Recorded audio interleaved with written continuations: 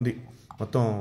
అంటే శాలిగ్రామం ఇదయ్యి వచ్చేటప్పుడు బ్యాగుల్లో మరి ఏమైందో మిస్టేక్గా ఇది ఇంతవరకు ఊడిపోయిందండి. అయితే మీకు ఇప్పుడు చూపిస్తా చూడండి, ఎంత విశిష్టతో చూడండి. ఇక్కడ సాక్షాత్ నారాయణ స్వరూపం శ్రీ మహావిష్ణవే నమః.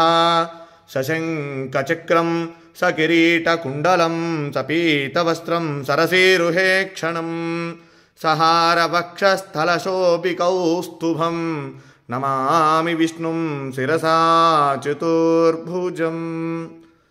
మనం నమ్మం కదా చెప్తే. శాలిగ్రామం సాక్షాత్ విష్ణుస్వరూపం అనడానికి ఇది ఒక నిదర్శనం అండి.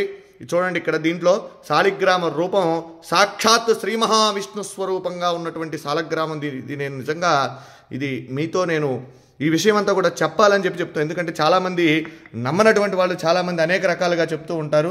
ఇదేమిటని ఇది సాక్షాత్ రాయి చూడండి, ఇది శాలిగ్రామం. దీంట్లో సాక్షాత్ విష్ణు స్వరూపం. మా పూర్వీకులు ఎప్పుడు కూడా తాతగారు వాళ్ళందరూ కూడా చెప్తూ ఉంటే నేను ఎప్పుడు కూడా దాన్ని ఉంటుంది, మనం ఆరాధన చేస్తాం కాబట్టి శాలిగ్రామం చేస్తూ ఉంటాం. కానీ ఇదిగోండి నా దగ్గరకు వచ్చిన తర్వాత కొన్ని సంవత్సరాల తర్వాత ఇది భిన్నమైంది శాలిగ్రామం.